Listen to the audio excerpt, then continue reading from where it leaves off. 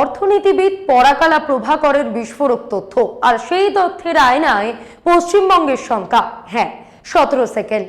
মাত্র 17 সেকেন্ডে একজন মানুষ কি পারবেন বুথে ঢুকে লাইনে দাঁড়িয়ে সই করে আঙুলে কালি লাগিয়ে দুটো আলাদা মেশিনে বোতাম টিপে ভোট দিয়ে বেরিয়ে আসতে? এটা কি সম্ভব? হ্যাঁ, এই অবিশ্বাস্য ঘটনা সম্ভব। খোদ নির্বাচন কমিশনের দেওয়া সরকারি তথ্যই এই কথা বলছে।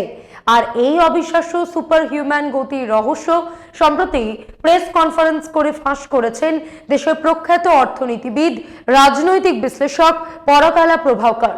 ঘটনার পর দুটো দিন পেরিয়ে গিয়েছে, তবু দিল্লির ক্ষমতা অলিন্দ থেকে কোনো প্রতিবাদ আসেনি, বরং এক থমথমে নীরবতা বিরাজ করছে। প্রশ্নটা শুধু অন্ধ্রপ্রদেশের নয়, প্রশ্নটা এখন আমাদের ঘরের দোরগোড়ায়। গতকাল কোচবিহারের জনসভা থেকে খোদ প্রধানমন্ত্রী নরেন্দ্র মোদী যখন আত্মবিশ্বাসের সঙ্গে ঘোষণা করেন এবার বাংলায় স্বচ্ছ নির্বাচন হবে, পরিবর্তনের ভোট, তখন মনে সংশয় জাগা কি খুব অপরাধ? এমন ভবিষ্যৎবাণীর গোপন চাবিকাঠি কি? যে প্রাতিষ্ঠানিক শক্তির দাপটে অন্ধ্রপ্রদেশের ৩,৫০০ বুথে রাত ২টো পর্যন্ত মিস্টিক্যাল ভোটদান চলল, সেই একই নীল নকশা কি এবার বাংলার ভোটেও তৈরি করা হচ্ছে? আজকের এপিসোডে খোলাখুলি সবটা জানাবো, যা শুনলে আপনার শিরদাঁড়া দিয়ে ঠান্ডা স্রোত বয়ে যেতে বাধ্য। নমস্কার, আমি মধুরিমা ভৌমিক, আর দৈনিক সংবাদ অনলাইনে আপনারা দেখছেন সত্যি আসলে বেদনাদায়ক। ভারতের গণতন্ত্র বিশ্বের সবচেয়ে বড়, সবচেয়ে জটিল আর সবচেয়ে বেশি আলোচিত ব্যবস্থা, কিন্তু প্রশ্ন উঠলে আজ আমরা কথা বলছি অন্ধ্রপ্রদেশের 2024 সালের বিধানসভা নির্বাচন নিয়ে, যা লোকসভা ভোটের সঙ্গেই অনুষ্ঠিত হয়েছিল। অন্ধ্রপ্রদেশের বিধানসভা নির্বাচনের ফল তাবৎ ভাষ্যকারদের চমকে দিয়েছিল। বিজেপির সঙ্গে জোট বেঁধে চন্দ্রবাবু নাইডুর টিডিপি ক্ষমতায় আসতে পারে অনুমান ছিল ঠিকই, কিন্তু তা এমন ল্যান্ডস্লাইড, এমন ঐতিহাসিক, এমন ওয়েভ হয়ে আছড়ে পড়বে কেউ ভাবতে পারেননি। 175টি আসনের মধ্যে 164টি আসনে এনডিএ জোট বিরোধী শিবিরকে হোয়াইট ওয়াশ করে দেয়। সেই নির্বাচনের প্রায় 2 বছর পর সেই জয়ের গল্পে ঢুকে পড়েছে এক অস্বস্তিকর প্রশ্ন, পলিটিক্যালি নয়, একেবারে স্ট্যাটিস্টিক্যালি। অর্থনীতিবিদ এবং রাজনৈতিক বিশ্লেষক পরাকালা প্রভাকর এমন এক অভিযোগ তুলেছেন যা শুনলে প্রথমে অবিশ্বাস্য মনে হয়। নির্বাচন কমিশনের তথ্য হাতে নিয়েই তিনি দেখিয়েছেন 24শে অন্ধ্রের বিধানসভা নির্বাচনে মোট ভোটের প্রায় 4.16% নাকি পড়েছে ভোট গ্রহণ শেষ হওয়ার অনেক পরে। সংখ্যায় সেটা কত? প্রায় 17 লক্ষ ভোট। সেই ভোট পড়েছে নিশুতি রাতের অন্ধকারে, গভীর রাত থেকে রাতের 3য় প্রহর পর্যন্ত। ভাবছেন তাহলে এমন অবিশ্বাস্য ঘটনা কিভাবে সম্ভব? ভাবছেন নিশুতি রাতে ইভিএম এ এমন অশরীরী আত্মা ভর করলে গণতন্ত্রের আর অবশিষ্ট কি রইল? একটু থামুন, ভাবুন। একটা ইভিএম এ ভোট দিতে সময় লাগে, ভোটার ঢুকবে, পরিচয় যাচাই হবে, আঙুলে কালি পড়বে, বোতাম টেপা হবে, তারপর ভোটার বেরিয়ে যাবেন। এই পুরো প্রক্রিয়াটা মাত্র 17 সেকেন্ডে সম্ভব। প্রতি মিনিটে প্রায় 60 জনের ভোট দেওয়া সম্ভব। আর যদি সম্ভব না হয় তাহলে এই 17 লক্ষ ভোট এলো কোথা থেকে? এখানেই শেষ নয়, প্রাপ্ত ভোটের হারও বলছে এটা একটা অদ্ভুত গল্প। সন্ধ্যা 6টায় যখন ভোট গ্রহণ আনুষ্ঠানিকভাবে শেষ, তখন টার্ন আউট প্রায় 68%। তারপর একটু একটু করে বাড়লো, কিন্তু রাত বাড়ার সঙ্গে সঙ্গে হঠাৎই সার্গেই বুবকার মতন একটি তীব্র ভোল্ট। আর শেষ পর্যন্ত কোথায় গিয়ে দাঁড়ালো জানেন? প্রায় 82%। সন্ধ্যা 6টার পর থেকে রাত 2টো অবধি বারবি তো 12% ভোট বেড়ে গেল। মিস্ট্রি নাকি পিসি সরকারের ম্যাজিক? তাই প্রশ্নটা খুব সোজা কিন্তু অসম্ভব সিরিয়াস। এই অতিরিক্ত ভোটকে সেই ভোটারদের যারা লাইনে দাঁড়িয়েছিলেন, নাকি এর পেছনে আছে অন্য কোনো ভানুমতির খেলা যা এখনো সামনে আসেনি? এবার আসা যাক আরো গুরুতর প্রশ্নে, স্বচ্ছতা, তথাকথিত অবাধ এবং সুষ্ঠু নির্বাচন। সুপ্রিম কোর্টের বিশিষ্ট আইনজীবী প্রশান্ত ভূষণ প্রশ্ন তুলেছেন, কেন এই তথ্যগুলো প্রকাশ্যে আনা হচ্ছে না? দেশের প্রাক্তন মুখ্য নির্বাচন কমিশনার SY কুরেশি পর্যন্ত বলেছেন এই বিষয় অডিট হওয়া উচিত। অন্ধ ভক্তদের বাইরে গোটা দেশের সিভিল সোসাইটির চাহিদা কি? বুথ লেভেল ডেটা প্রকাশ হোক।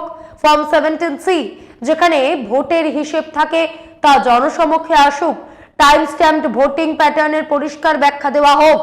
কারণ নির্বাচন শুধু ফলাফল নয়, নির্বাচন মানে বিশ্বাস, আর বিশ্বাস তৈরি হয় একটা জিনিসের উপর, প্রত্যেকটা ভোট সঠিকভাবে নিয়ম মেনে স্বচ্ছভাবে পড়েছে, এটাই নিশ্চয়তা। এখানে একটা কথা পরিষ্কার করা জরুরি, এগুলো অভিযোগ, কোনো চূড়ান্ত সিদ্ধান্ত নয়। কোনো সরকারি সংস্থা এখনো কোনো অনিয়ম নিশ্চিত করেনি। কিন্তু গণতন্ত্র শুধু আইনের ওপর দাঁড়িয়ে থাকে না, গণতন্ত্র দাঁড়িয়ে থাকে বিশ্বাসের উপর। আর সেই বিশ্বাস যদি প্রশ্নের মুখে পড়ে, তাহলে আসল প্রশ্নটা কে জিতলো নয়, আসল প্রশ্নটা হলো এই ব্যবস্থাটা কি প্রমাণ করতে পারবে যে প্রতিটি ভোট বৈধ ছিল। গণতন্ত্রের সন্দেহ সবচেয়ে বড় বিপদ, আর সেই সন্দেহ যদি সংখ্যার ভিতরে লুকিয়ে থাকে, তাহলে সেটা শুধু রাজনীতি নয়, পুরো ব্যবস্থাকেই প্রশ্নের মুখে দাঁড় করায়। অন্ধ্রের এই ভানুমতির খেল সামনে আসার পর অনিবার্যভাবেই যে অমোঘ প্রশ্নটা আসছে, তা হলো বাংলার মসনদ দখলের এই মরিয়া লড়াইয়ে ভোট কি সত্যি মানুষ দিচ্ছেন, নাকি সবটাই নিয়ন্ত্রিত হচ্ছে অদৃশ্য কোনো কন্ট্রোল রুম থেকে। অন্ধ্রপ্রদেশে যদি সত্যি ভোটের অঙ্ক নিশুতি রাতের অন্ধকারে বদলে যেতে পারে, তাহলে পশ্চিমবঙ্গেও তা কি সম্ভব নয়? নাকি সত্যি দিল্লির কোনো ঠান্ডা ঘরে বসে সেই খেলার গুটি সাজানো হয়ে গেছে?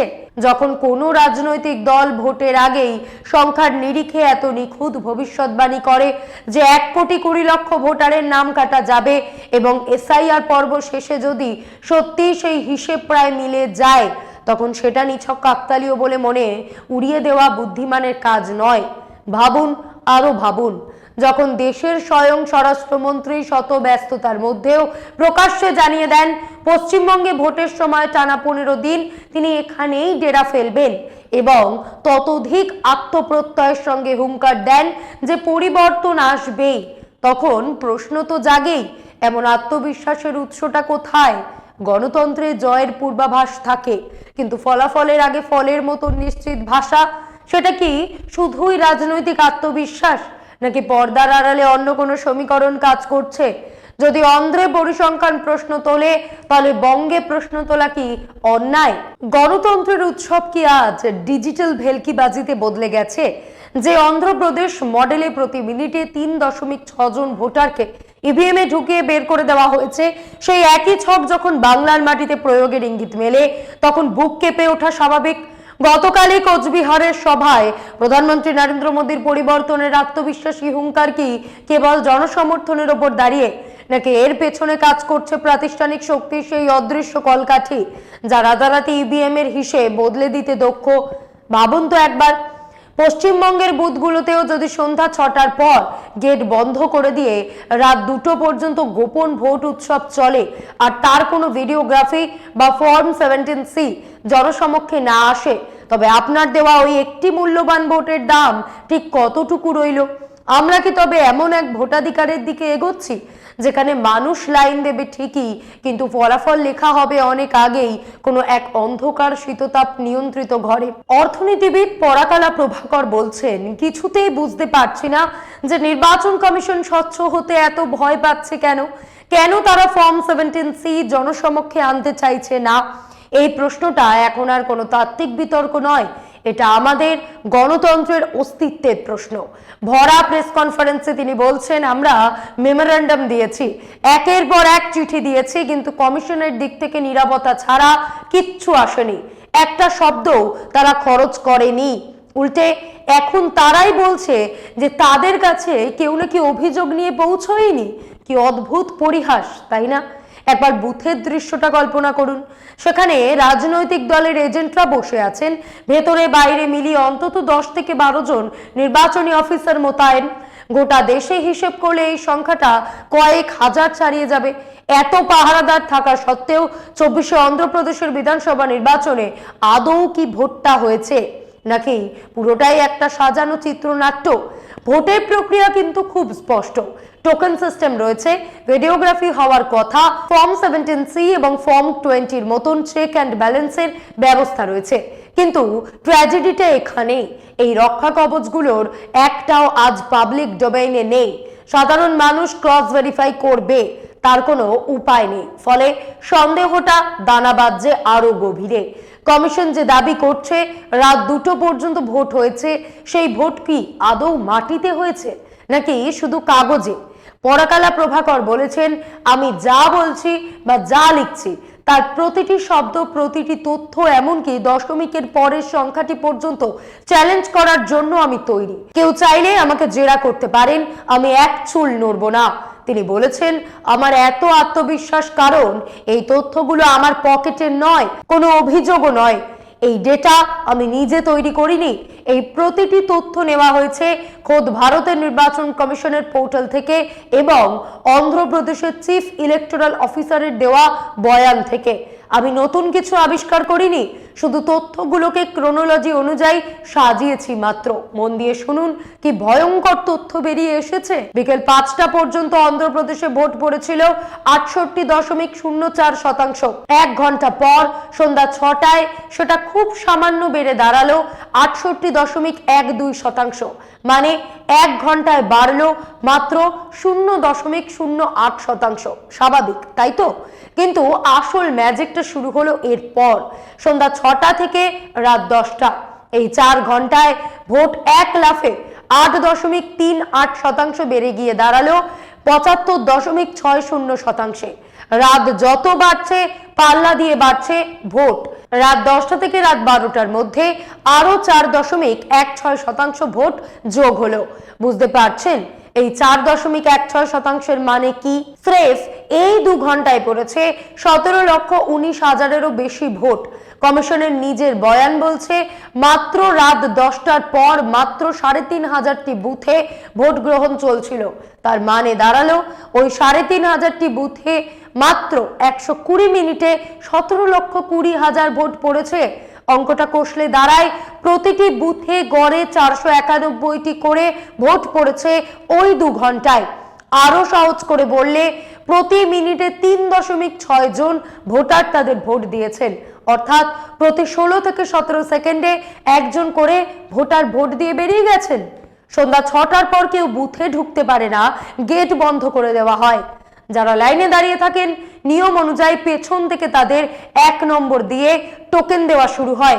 অর্থাৎ লাইনের শেষ ব্যক্তিটি পাবেন 1 নম্বর টোকেন আর একদম সামনের জন পাবেন শেষ নম্বরটি। প্রতিটি টোকেন ইস্যু করার রেকর্ড থাকতে হয় প্রিসাইডিং অফিসারের কাছে। ডায়েরিতে নথিভুক্ত করতে হয় যে সন্ধ্যা 6টার পর ঠিক কতজন লাইনে দাঁড়িয়েছিলেন। যদি নিয়ম মেনে গেট বন্ধ করা হয়ে থাকে তবে সন্ধ্যা 6টার পর ওই 3,500 বুথে এমন কোন মিস্টিক্যাল লাইন ছিল যেখানে রাত 12টা পর্যন্ত প্রতি 16 সেকেন্ডে একজন করে মানুষ ভোট দিয়ে গেলেন? এই অবিশ্বাস্য গতির রহস্য কি? একজন রক্ত মাংসের মানুষের পক্ষে কি শারীরিকভাবে এটা করা সম্ভব? আরো গভীরে চলুন। নিয়ম বলছে সন্ধ্যা 6টার পর যারা লাইনে দাঁড়িয়ে থাকবেন তাদের প্রত্যেকের মুখ যাতে স্পষ্ট বোঝা যায় এমন ভাবে ভিডিওগ্রাফি করতে হবে। এটা ইলেকশন ম্যানুয়ালের বাঁধানো নিয়ম। কিন্তু সেই ভিডিও ফুটেজগুলো কোথায়?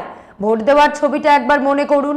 আপনি বুথে ঢুকলেন, পোলিং এজেন্টের কাছে স্লিপ দেখালেন, প্রথম পোলিং অফিসারের কাছে গিয়ে অফিসিয়াল রেকর্ডে সই বা টিপছাপ দিলেন, তিনি আপনার আঙুলে কালি লাগিয়ে দিলেন। এরপর আপনি গেলেন প্রথম কম্পার্টমেন্টে যেখানে অফিসার মেশিন অ্যাক্টিভেট করলেন। আপনি বোতাম টিপলেন।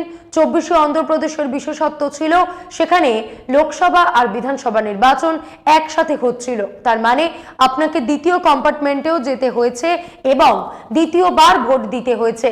মানুষের ক্ষিপ্রতার কথা বাদ দিন, মেশিনেরও একটা নিজস্ব সময় আছে। আপনি যখন ইভিএম এর বোতাম টিপছেন তখন প্রত্যেকটি স্ক্রিনে দেখা যায় এবং ভিভিপ্যাট স্লিপটি পড়ার জন্য অন্তত 7 সেকেন্ড সময় লাগে। যেহেতু 2টো ভোট দিতে হচ্ছে তাই শুধু মেশিনের এই ডেড টাইম এখানে তো 14 সেকেন্ড। অঙ্কটা মেলাতে পারছেন? যদি পুরো প্রক্রিয়াটির জন্য আমাদের হাতে মাত্র 17 সেকেন্ড সময় থাকে আর তার মধ্যে 14 সেকেন্ডই খেয়ে নেয় ইভিএম আর ভিভিপ্যাটের যান্ত্রিক ডেড টাইম, তাহলে একজন রক্ত মাংসের ভোটার সই করা, কালি লাগানো আর 2 কম্পার্টমেন্টে যাতায়াত করার জন্য সময় পাচ্ছেন মাত্র 3 সেকেন্ড। মানে সির্ফ চোখের পলক। আমি কোনো তাত্ত্বিক কথা বলছি না, আমি জাস্ট জানতে চাইছি কিভাবে, হাউ। নির্বাচনের পরদিন নামী সংবাদপত্র দ্য হিন্দুতে অন্ধ্রপ্রদেশের মুখ্য নির্বাচনী অফিসারের একটি বয়ান ছাপা হয়েছিল। তিনি গর্ব করে বলেছিলেন, রাত 2টোর সময় শেষ ভোটারটি তার ভোট দিয়ে গেছেন। তর্কের খাতিরে ধরে নিলাম, ঠিক আছে, এবার নিজেকে প্রশ্ন করুন, রাত 2টোয় যিনি ভোট দিয়েছেন তাকে লাইনে দাঁড়াতে হয়েছে সন্ধ্যা 6টার আগে। তার মানে ওই মানুষটি টানা 8 ঘন্টা লাইনে দাঁড়িয়েছিলেন। আচ্ছা, 8 ঘন্টা লাইনে দাঁড়িয়ে থাকা সেই অমূল্য ধৈর্যশীল ভোটারের কোনো ছবি বা রেকর্ড কমিশন দেখালো না কেন? তাদের ভিডিওগ্রাফি কোথায় গেল? আপনি পাল্টা বলতে পারেন, একটা বুথে গড়ে 10 জন লোক থাকেন, 3500 বুথ মানে 35,000 সরকারি লোক। এত মানুষকে কি ম্যানেজ করা সম্ভব? প্রশ্নটা ম্যানেজ করার নয়, প্রশ্নটা স্বচ্ছতার। আসল প্রশ্নটা হওয়া উচিত, রাত 10টা থেকে 2টো পর্যন্ত ওই 3500 বুথে আদৌ কি কোনো ভোটদান হয়েছে? যদি হয়ে থাকে তবে প্রমাণ দেখান।